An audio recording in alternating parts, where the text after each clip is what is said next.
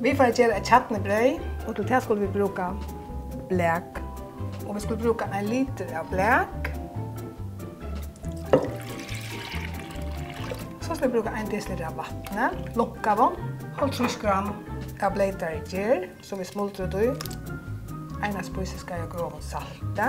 Det rör man väl samman så gör det upplöst.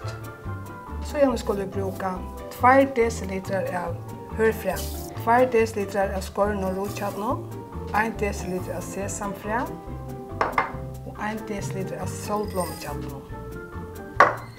Det rör vi så eisne väl runt. Så gärna tar vi 1 kilo av grahamsmjöl.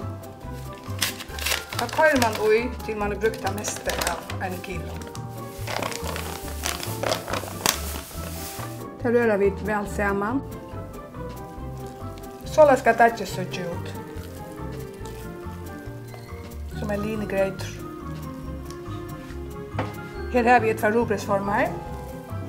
Och så vill det fördelt i formarna. Smir det väl ut i kanterna.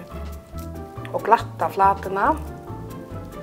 Sätt så en ben i gången i 2 timmar och lägga direkt viskesticket i. Nu har brödet gått i 2 timmar. Och vi sätter det in i kaldan ovn, nyast i ovnen. Sätt av ovnen och 145 hittastig och låta brödet i bak i 2 timmar. Lägg brödet av rist för att kölna så att skorpan blir brösten och dampen inte slår in i brödet. Chatnebröd vid bläck. Välgagnest.